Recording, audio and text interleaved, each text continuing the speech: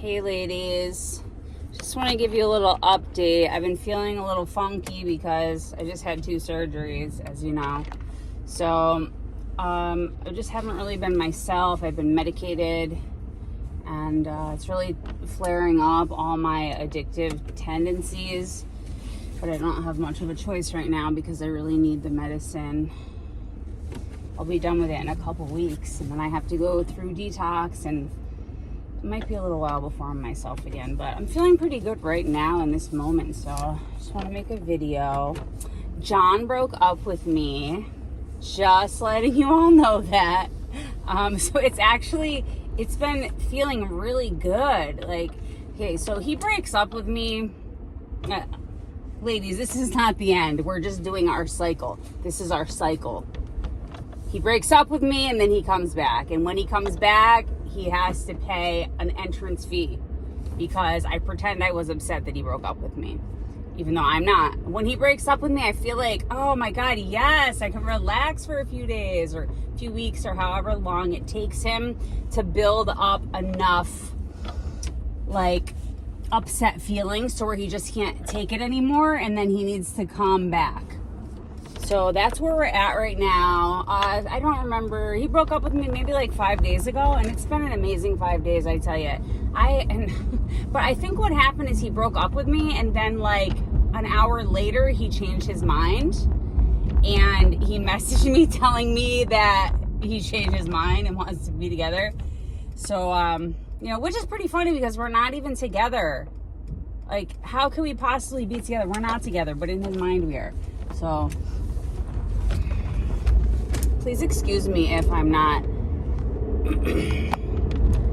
able to keep all my thoughts together, like all my sentences clear.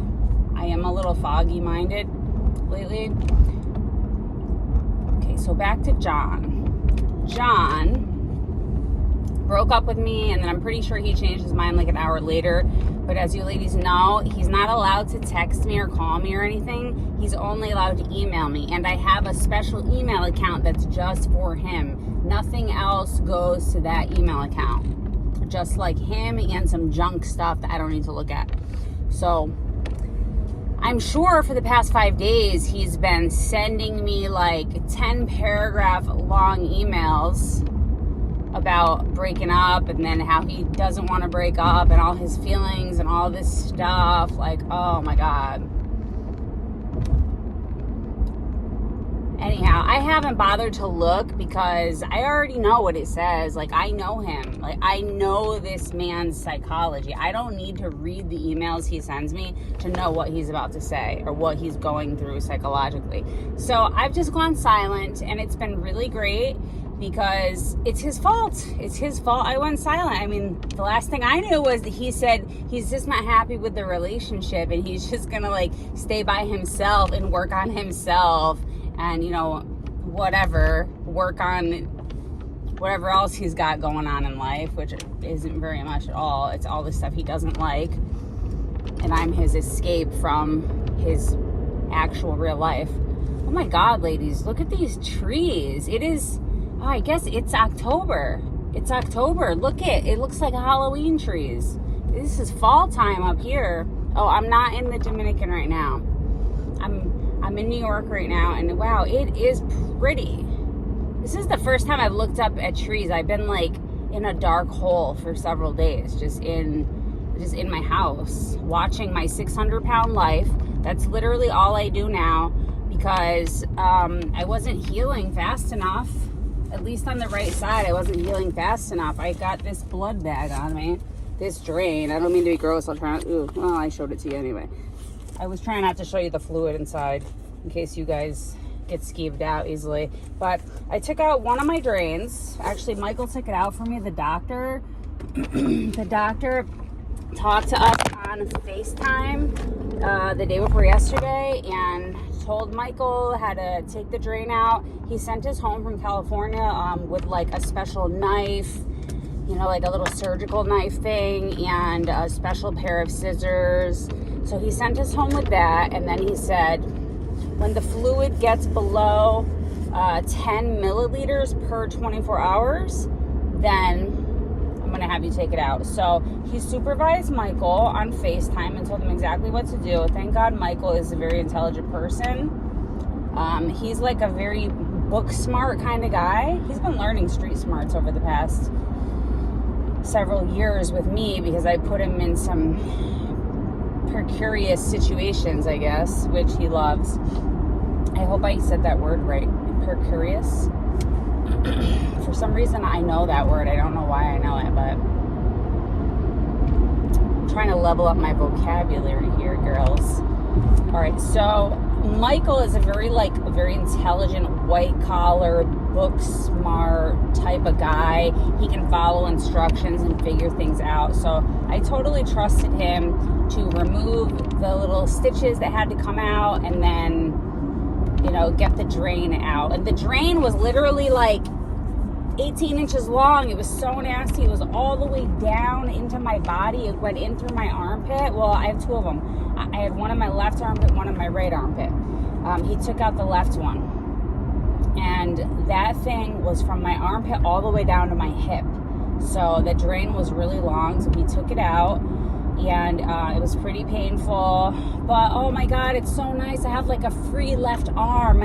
I can do all normal things with my left arm. It feels so good. Because I've been, held hostage for, 20 days without full range of motion on my arms. I was getting so depressed. Ladies, so depressed. Especially, not having a bath. Michael helped me wash myself the other day. A really good sponge bath. It had been a long time. And I have a bidet in my apartment. So, that's helpful.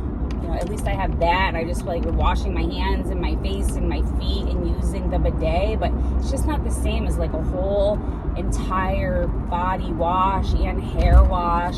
I've only been able to wash my hair, at the 4-week mark, my facelift surgeon said I could start dyeing my roots again. So at the 4-week mark when I was in California, I did go to a salon, got my roots done, and they washed my hair. But since then, I really have not washed my hair until the other night. And I tell you, taking a bath, even if it's just a hair wash, a sponge bath and a hair wash, made me feel alive again. I tell you, I have been feeling like I'm in a dark hole because I've been literally just laying on the couch watching television. Two things I don't do. It's just not in my nature. I am always up and around and driving somewhere and getting to some appointment and going to some dance class or a social, or I'm prepping my food, or I'm going to the gym, or I'm doing something, something productive. I'm doing something for my businesses. I live a very full and packed life. No, I don't go to a job 40 hours a week, but I'm doing important things all the time as if it's my job. So I've really had to just stop moving around, and even small things when when I was in California, yes, Michael was there taking care of me, but I was still trying to do too much. I'm trying to pick stuff up off the ground, get stuff out of my suitcase, go to the bathroom by myself. Just stuff that didn't seem like a big deal. I'm just, I would eat my food and then I would try to wash my own plate. And it was just very small movements. I didn't think it was a big deal. But even those little things, I couldn't really, it's not good to do it after torsoplasty, because every time I move my arm, even a little bit, I'm moving stuff around in my torso and I'm making little microscopic tears. And those little microscopic tears is making me not heal as fast as I need to. And when I'm not healing, the drains get a lot of fluid in them, and they can't take the drains out, because if all that fluid stays in my body, what's probably going to happen is my incisions are going to start to open up, and my incisions are literally 18 inches long. We do not want a whole big 18-inch long incision opening up on my side, leaking fluid. Especially with all the traveling I do, that would really not be good if I were somewhere far away. I mean, I would really only want my doctor my surgeon in Beverly Hills to do that for me. So like if I'm in New York or if I'm in the DR or Puerto Rico or something, I don't need that thing opening up and having some doctor who, you know, doesn't even understand this type of procedure trying to like patch me up back together, probably making my scars ugly and who knows. So I just had to force myself a few days ago to just start sitting completely still on the couch, not moving. I started ordering Uber Eats all the time. Another thing I tend to frown upon. And now here I am doing all those things, and all I'm doing is watching my 600-pound life. I don't know why I like that show. I mean, no idea. I like it because of all the addicts mentality, the food addicts mentality. I'm like, oh my God, this is so real. This is how people are, and this is how I've been with food before I had my food program. And just the excuses that people make, like the men and the women. Just listen to the excuses they make and how they lie straight to the doctor's face about what they've been eating, and they believe their lies. They're completely delusional. When I'm listening to the food addicts talk, oh my God, I'm so sorry. I dropped you. Are you okay? Did that hurt? When the food addicts are lying, they sound like men when men are lying. When men are lying about where they were last night, who they were with, if they're cheating, all this stuff, the lies run so deep, and you can hear the similarity. It's like, it's the same. It's the addiction. Yes, you know, some of these people on the show are 600 pounds and higher. Their addiction is food. And just listen to the way they lie. They can look the doctor right in the eye and be like, I wasn't doing that. I didn't eat that. I've been following the diet completely. I have no idea why I haven't lost any weight or why I gained weight. It must be something else. There must be something wrong with me. And they literally sound just like men, when men will look you right in the face and be like, I don't know where those panties came from. I have no idea why there are panties under my bed. No idea. Don't know where those came from. You know, somebody must have broke in the house and tried to set me up and put those there because, baby, they don't want us to be together. No, baby, I love you. This is somebody evil trying to set me up. Like, men will sit there and lie. Or you will walk in the room and you will see him in the bed with the other woman. And he'll be like, it's not what it looks like. It's something else. Well, what could it be? Well, this woman, she was walking down the street and she knocked on the door because she needed to use the phone. She had an emergency. And then I gave her an apple while she was using the phone. She said she was really, really hungry. And then she started choking on the piece of the apple. And I started giving her the Heimlich maneuver. And as I was giving her the Heimlich maneuver, her clothes started just like falling off because I was just like pumping her so hard, giving her the Heimlich maneuver. And then, you know, I didn't want her to fall down on the floor. She was like starting to pass out, so I thought I would move her over to the bed as her clothes were like halfway off, and I just kept pumping her, you know, doing the Heimlich maneuver. Baby, that's all you saw. That is all that happened. I was saving her life. I'm a good person. I was saving her life. That's what you saw. Baby, don't leave. Baby, don't leave. You pay half the bills around here. You can't leave me, baby. I love you. I can't live without you, which is actually true. I can't live without you. Not in a romantic way, but I can't live without you, meaning I can't pay these bills without you. Don't leave me, please. I care about living in my feminine essence too much to be left with all these bills all by myself. I'm not that much of a man, okay? Oh my God, that was a funny story. Where did I come up with that?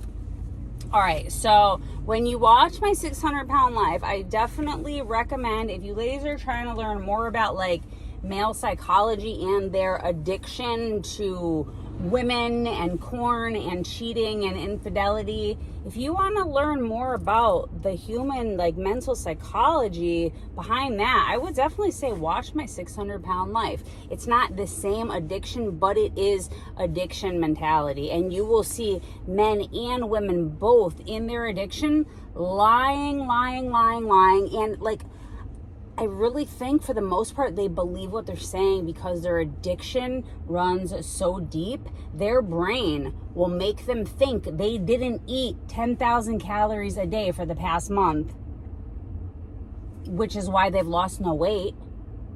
Okay, I don't know if you guys have seen the show before, but before they're approved for the weight loss surgery, they have to go home and be on a strict diet for about a month, and they have to prove to the doctor that they can lose, like 50 pounds in the month. And a lot of these people come back and they get weighed in and they didn't lose any weight, or they only lost like 2 pounds, or they actually gained weight. And they will lie to the doctor. And I really, truly believe the addiction runs so deep, they're actually lying and they're believing their lies, and they don't like fully remember a lot of the food they ate. And I think this is what happens with men. This is what happens with men. They lie so much about their addiction, okay? These kind of lies happen because they want to protect their addiction, okay? They don't want to tell the truth because they don't want the addicted thing to be taken away from them. So when men are lying about other women, they're doing it because the women are their drug and they want to protect their drug so it's not taken away. And when the food addict, when the 600-pound food addict is lying about what they ate, it's like a reflex. It's like an automatic reflex inside of them. It makes them lie about what they've been eating because they do not want their drug taken. Their drug is the food. So it doesn't matter if a person is addicted to Smecks, corn, food, gambling, drugs. It doesn't matter what the addiction is. The addict, well, not the person, but the addiction that lives inside of them will make them lie. It will force them to lie because the reflex, the instinct says, oh my God, don't let us lose our drug. You must lie. You absolutely must lie. And it will actually make the person forget things they've done. And I hate to make it sound like I'm making excuses for men, but I've had men who've cheated on me in the past, that cheated on me with so many people. And they would literally tell me, I don't remember how many people I cheated on you with. I don't remember how many times I went to that particular girl's house. They're doing it so much with so many people.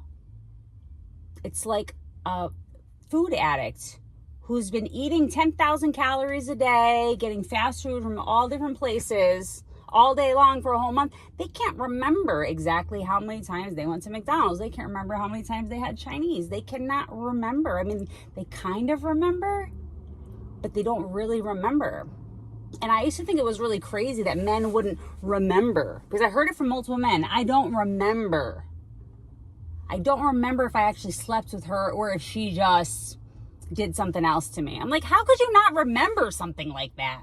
But when a person is in active addiction, their brain is like, it has like a foggy smog inside of it. And they're doing the thing on autopilot, and they're not clear in the mind when they're doing it because they are high, because they are doing the drug, whether it's an actual drug, whether it's Smecks, whether it's gambling or food addiction. They're not all the way there mentally while they're doing it. So if you've ever had a man tell you, I don't remember, he's not all the way lying. That's probably the most honest thing he says. And many times, yes, they do freaking remember and they're lying. But I think like half of the time, that actually is kind of the truth. Okay, I have to get going now. Gotta go in the hair salon. All right, ladies, talk to you later. Bye for now.